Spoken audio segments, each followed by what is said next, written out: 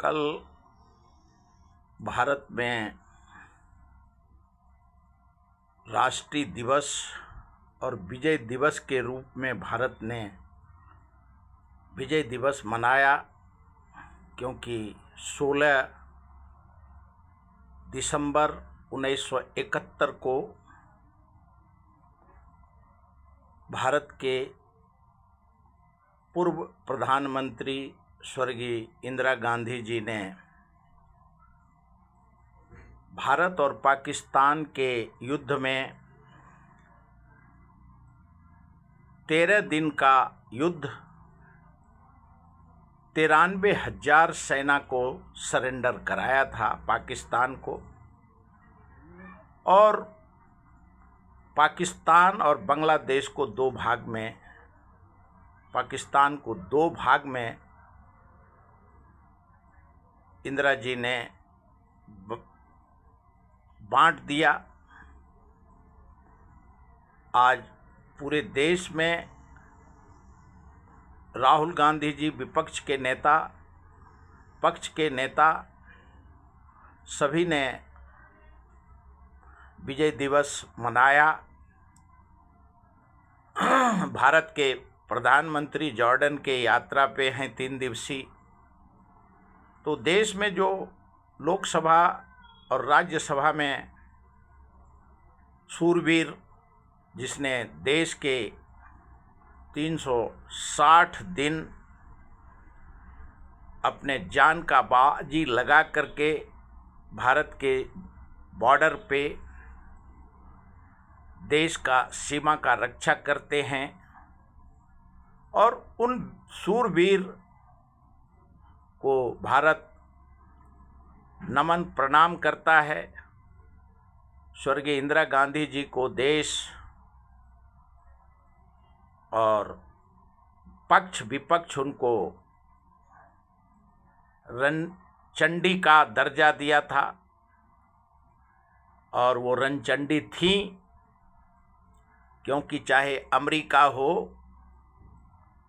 और कोई भी विश्व का देश हो, इंदिरा जी ने किसी के सामने में हाथ नहीं फैलाया, और उसके बावजूद जब अमेरिका के यहाँ गए थे इंदिरा जी, तो उन्होंने इंदिरा जी को बैठने के लिए कहा, लेकिन इंदिरा जी उधर से चली आई। बाद में अमेरिका ने 7 बेड़ा उतारा, और उस समय के सोवियत संघ ने, जो आज रसिया है, उन्होंने 21 बेड़ा समुद्री बेड़ा उतारा था, और 13 दिन के बाद भारत ने विजय प्राप्त किया। सेकेंड वर्ल्ड वॉर के बाद ये पहला विश्व का युद्ध श्रीमती इंदिरा गांधी के नाम पे लिखा गया, और आतंकवादी घटना दुर्घटना आज सालों से 71 के बाद बहुत बार हुए, और चाहे वो कारगिल युद्ध हो, पहलगाम हो, पुलवामा हो, और काफ़ी देश में मिलिटेंसी हुआ, और अभी भी पहलगाम का जो 26 सहलानी को मारा, उसके जवाब में ऑपरेशन सिंदूर हुआ। लेकिन आज भी अमेरिका भारत के ऊपर ज़बरदस्ती बोल रहा है कि हमने मध्यस्थता किया, इसके लिए न्यूक्लियर परीक्षण पाकिस्तान ने नहीं किया। और आज विश्व में भारत का नाम है, और इंदिरा जी को 16 दिसंबर 1971 को जो उन्होंने युद्ध जीता, जनरल मानिक शाह के chief of the army staff का उन्होंने नया पद भारत में इंदिरा जी ने स्थापित किया था और जनरल मानिक शाह को chief of the army staff बनाया था। इसके लिए पूरा देश स्वर्गीय इंदिरा गांधी जी और भारत के बॉर्डर पे, सीमावर्ती पे जितने देश के शूरवीर सिपाही, आर्मी, तीनों सेना के, जल थल सेना को, क्यों भारत के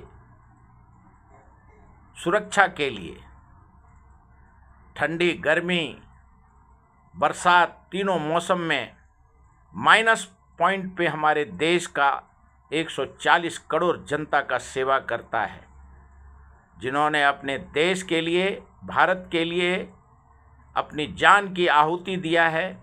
उसको सत सत नमन, प्रणाम करता हूँ और पूरा देश उनको प्रणाम करता है, श्रद्धांजलि अर्पित करता है, उनको नमन करता है। और आज जो देश में एक माहौल है कि कल नेशनल हेराल्ड का जो केस 2013 के दशक में स्वामी जी के द्वारा किया गया था, हाई कोर्ट में, लोअर कोर्ट में, नेशनल हेराल्ड आज़ादी के पहले उस वक्त में जब अंग्रेज भारत पे हुकूमत करता था, उस समय में नेहरू जी ने नेशनल हेराल्ड का स्थापना किया था। और वो नेशनल हेराल्ड जब भारत के पास लोग दूसरे देश से, क्यों आज़ादी के बाद और आज़ादी के पहले भारत गरीबी से जूझ रहा था, उस वक्त नेहरू जी ने 25 पैसे वार से दिल्ली में वो नेशनल हेराल्ड का स्थापना किया और वहाँ ज़मीन खरीदा। उस समय में भारत के जितने राजनेता हैं, चाहे वो जनसंघ हो, आरएसएस हो या कोई दूसरा पार्टी था ही नहीं, पूरा भारत गुलाम था।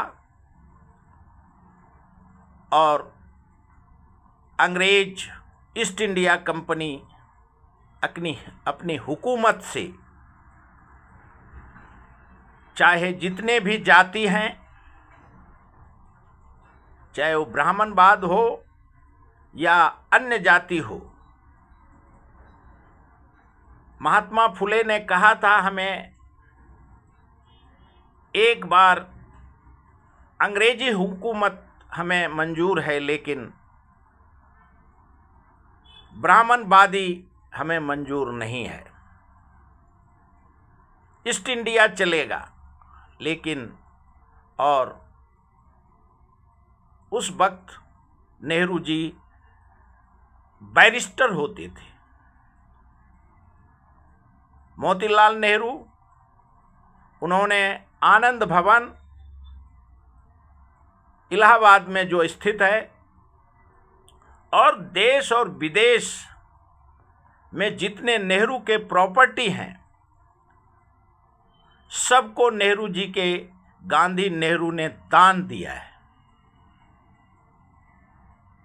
आज पूरा विश्व में नेहरू फाउंडेशन देश के जनमानस के लिए और उनके कुल खानदान के जो चिराग हैं भारत का, इसके लिए भारत और विश्व में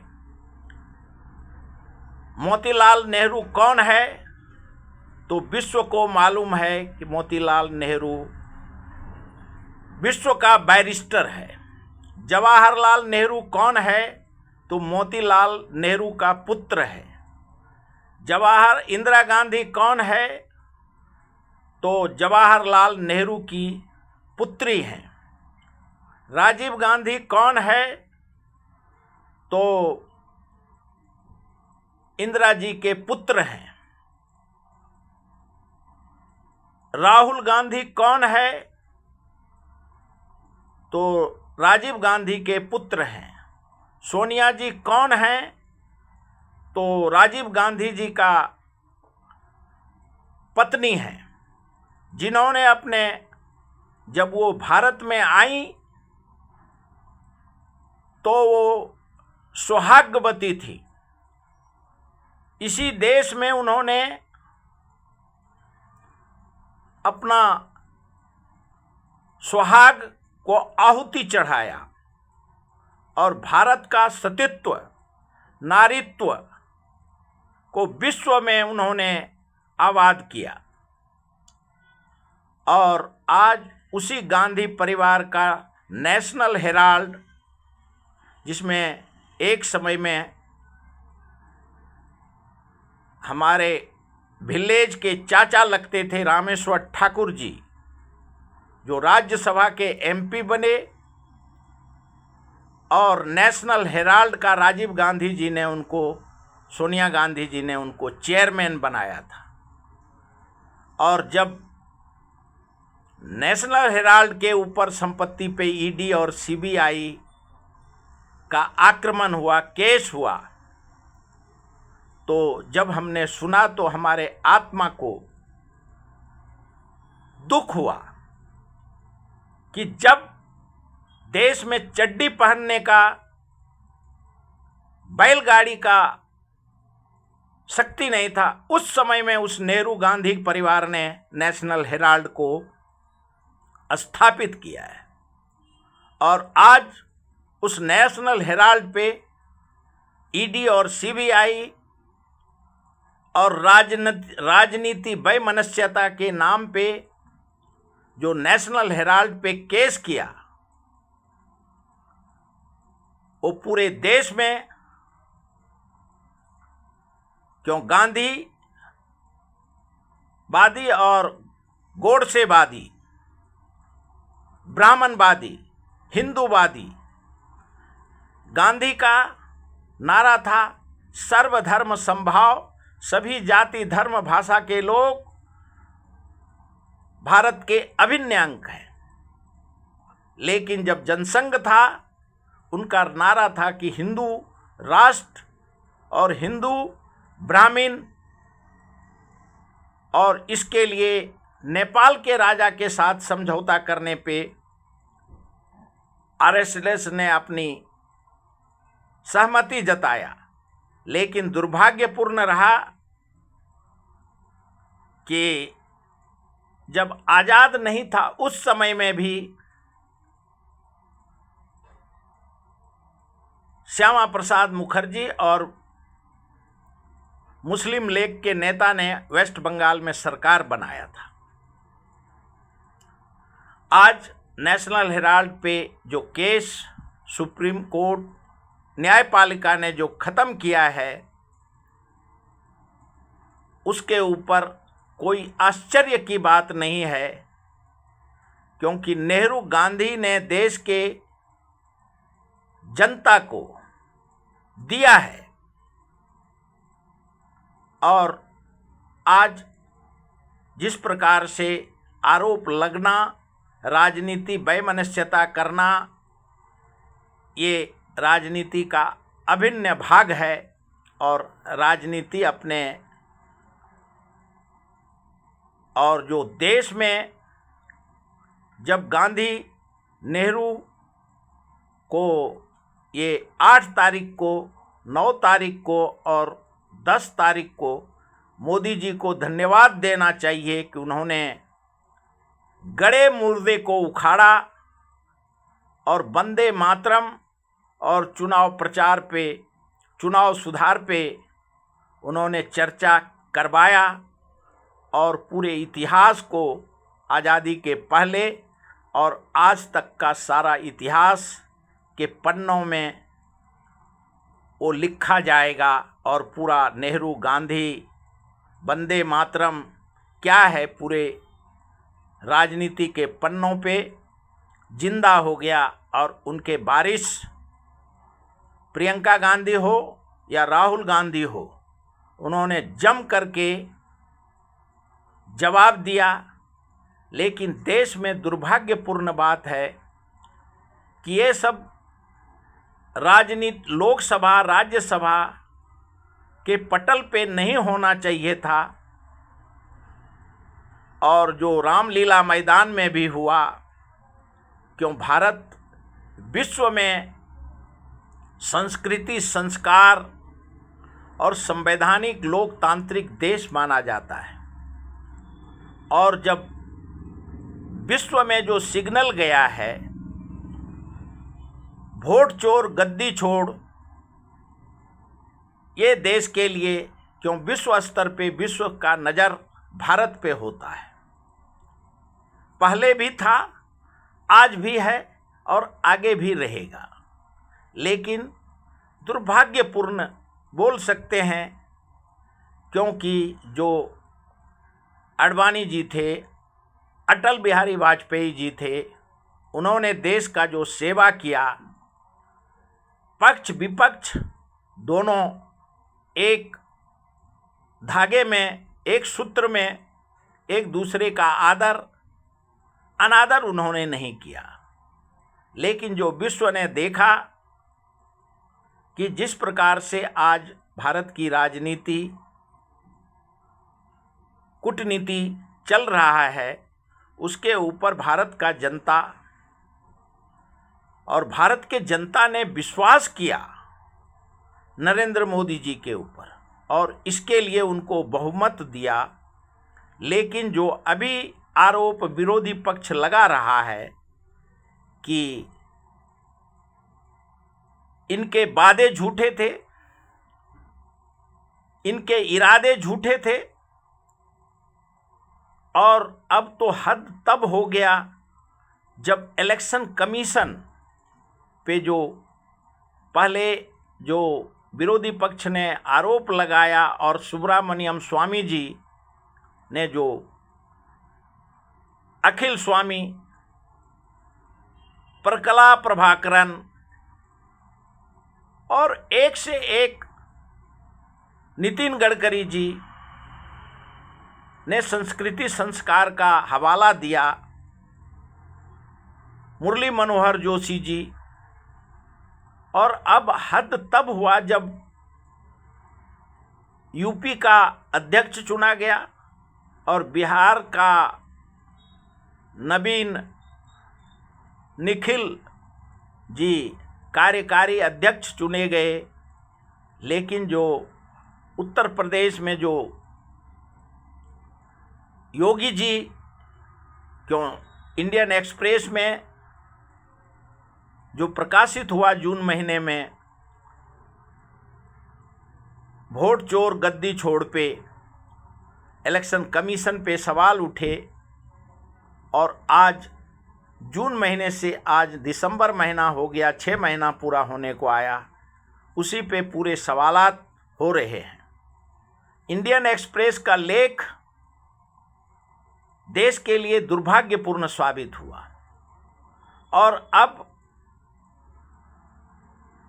योगी जी का कहना है, जो मीडिया में चर्चा है, योगी जी बोल रहे हैं कि 4 करोड़ जो इलेक्शन कमीशन ने नाम काटे हैं, उसमें सभी विरोधी पक्ष नहीं हैं, उसमें सत्ता पक्ष के भी वोटर का नाम काटा गया है। क्यों अब अंदरूनी लड़ाई रोड पे आना शुरू हो गया है। क्यों रामलीला मैदान को ऐतिहासिक के रूप में जाना जाएगा। इंडियन एक्सप्रेस का जो लेख है, एक वक्त में इंडियन एक्सप्रेस के जो चीफ रिपोर्टर थे अरुण शौरी जी, उनके लेख ने 1981 में AR अंतुले जी का कुर्सी को खाली करवा दिया था। और आज वो प्रतिभा प्रतिष्ठान के नाम से जो चंदा वसूली हुआ था, उस प्रतिष्ठान के वजह से महाराष्ट्र के मुख्यमंत्री A.R. अंतुले जी को लंबी लड़ाई के बाद उनको स्टेप डाउन होना पड़ा था। भारतीय जनता पार्टी उस समय में 1906 अप्रैल 1980 में जब जनसंघ से RSS जनसंघ से नया नाम मिला भारतीय जनता पार्टी, उसी दिन उसके 1 साल के बाद अंतुले जी को इस्तीफा देना पड़ा था। वही इंडियन एक्सप्रेस ने नया भूचाल देश में लाया है और जो जानकार इतिहासकार कहते हैं कि 1971 में इंदिरा जी को संपूर्ण समर्थन RSS ने दिया था। उस समय में बाला साहब ठाकरे साहब भी इमरजेंसी के दौरान कांग्रेस के समर्थक थे। उसके बाद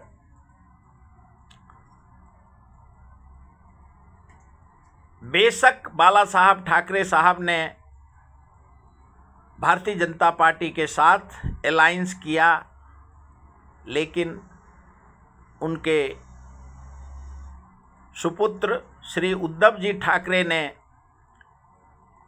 22-23 के दशक में कांग्रेस के समर्थन से महाराष्ट्र में सरकार की स्थापना करी। उसके बाद भारत का दुर्भाग्य कहिए या सौभाग्य कहिए, जो संवैधानिक पद पे स्पीकर, राज्यपाल और आज तक का न्यायपालिका ने तारीख पे तारीख और पूरे भारत में चुनी हुई सरकार को गिराना सत्ता पक्ष के लिए आसान हो गया और हर राज्य में चुने हुए सरकार को किस प्रकार से गिराया जाता है वो पूरे देश के पन्नों में लिखा है। क्यों anti defection law Rajiv Gandhi ji ने लाया था? क्यों हर दिन राजनीति इच्छा आकांक्षा के वजह से कोई भी मंत्री बनने के लिए लोकसभा हो, राज्यसभा हो, विधानसभा हो, विधान परिषद हो, रोज दल बदल करते थे, जबकि राजीव गांधी जी को संपूर्ण बहुमत के बाद उन्होंने एंटी डिफेक्शन लॉ लाया था। लेकिन सारे लॉ को ताक पे रख करके जिस प्रकार से संवैधानिक संस्था ने अपने पद का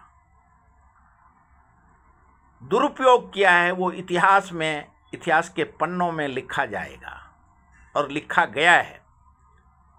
आज योगी जी ने जो कहा कि 4 करोड़ जो नाम काटे गए हैं वो हमारे बीजेपी के लोग भी हैं, ऐसा गलत हुआ है, क्योंकि राजनीति है और देश में जो चर्चा है, सबसे बड़ा राज्य है उत्तर प्रदेश और वो मुख्यमंत्री डायनामिक मुख्यमंत्री हैं और जो अंदरूनी क्यों प्रधानमंत्री जी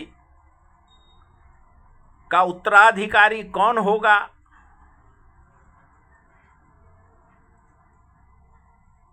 वो तय होना है। और योगी जी सबसे बड़े राज्य के मुख्यमंत्री हैं, इसके लिए उनका ज़्यादा दावा है।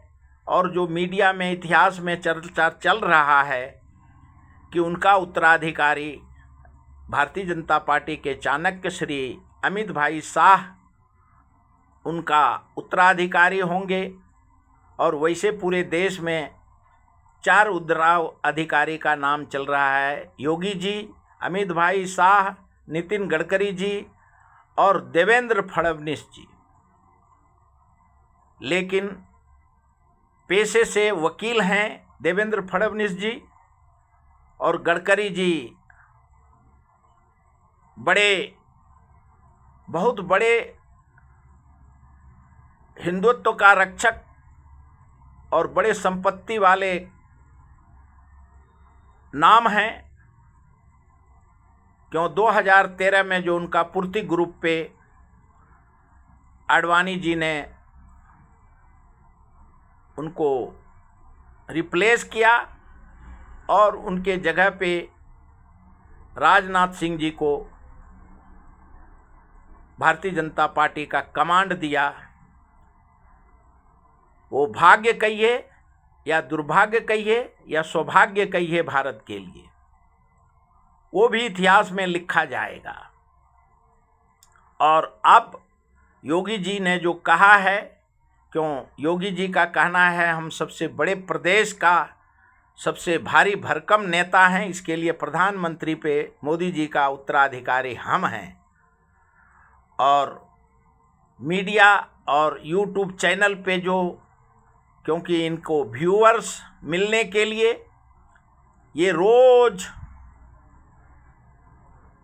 कल हट गए और अब एक नया स्वामी जी ने जो देश में लाया है वो सालों से चर्चा में है कि मोदी जी हटने वाले हैं।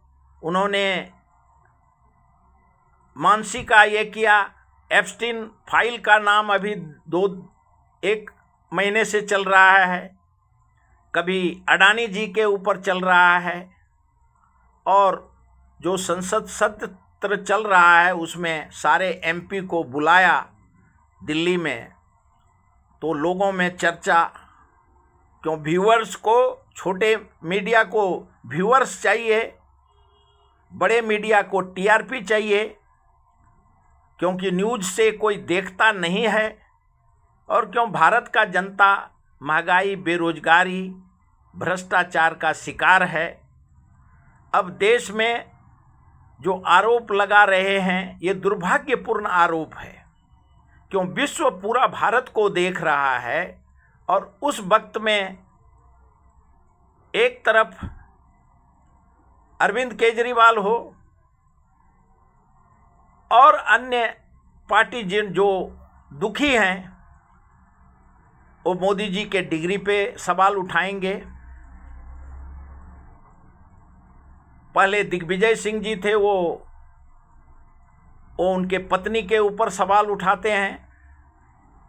अब तो हद तब हुआ कि गवर्नर निष्पक्ष नहीं है, इलेक्शन कमीशन निष्पक्ष नहीं है, सुप्रीम कोर्ट निष्पक्ष नहीं है, ईडी सीबीआई निष्पक्ष नहीं है, और सब डुप्लीकेट है। अगर इस प्रकार से जो आरोप प्रत्यारोप पक्ष विपक्ष लगाएगा, कांग्रेस को पता ही नहीं है और सारे देश में अगर सब बोगस है तो फिर ओरिजिनल क्या है। ये भारत के जो जो सवाल उठाते हैं उनको ये जवाब देने की ज़रूरत है, क्यों भारत आपस में अपने एक ऑफिस में बैठ के चर्चा करना अलग बात है, लेकिन विश्व में जो सिग्नल जा रहा है वो गलत है। और 2013 से जिस प्रकार से जो परंपरा चला, अरविंद केजरीवाल आम आदमी party corruption, India against corruption का जो सीएजी रिपोर्ट बोगस, और पूरा देश आज जवाब चाहता है कि 2013 के दशक में जो सवाल जिस विरोधी पक्ष ने उस समय के उठाए हैं उसका जवाब कब मिलेगा। क्यों उस समय से जो देश का बदनाम करने का कोशिश किया गया, आज उस समय का विपक्ष और आज का सत्ता पक्ष, आज का विपक्ष उस समय का सत्ता पक्ष ने जो भारत का छवि विश्व स्तर पे खराब किया है। और दोनों जवाबदार हैं। और जबकि अब जो इलेक्शन कमीशन का राहुल गांधी जी ने अपने प्रेस कॉन्फ्रेंस में कहा था कि इलेक्शन कमीशन के लोग भी हमारे साथ आ गए हैं, और अब जो दिख रहा है सिद्धू जी वो जो बोल रहे हैं कि हमने एसआईआर के ऊपर सवाल उठाए थे, लेकिन ज्ञानेश गुप्ता ने माना नहीं और उन्होंने एसआईआर कराया। बीएलओ का जान गया, नाम काटना, वरिष्ठ नागरिक को, युवा को, महिला को परेशान करना, ये हमने सवाल किए थे, लेकिन हमारे नोट को इलेक्शन कमीशन ने साइड में रखा और एसआईआर कराया। और पूरे देश में जो आज वोट चोर, गद्दी छोड़, चाहे वो पहले का इलेक्शन कमीशन रहे, राजीव कुमार रहे या ज्ञानेश कुमार रहे, ये दोनों जवाबदार हैं। और राहुल गांधी जी ने उस दिन रामलीला मैदान हो, लोकसभा हो, उस पे जो सवाल उठाए, उस पे कि इलेक्शन कमीशन निष्पक्ष नहीं है और जिस दिन हम सत्ता में आएंगे ज्ञानेश गुप्ता को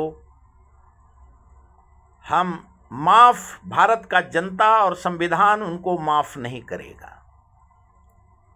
और आज क्यों महंगाई, बेरोजगारी, भ्रष्टाचार भारत में कश्मीर से कन्याकुमारी तक चरम सीमा पे है।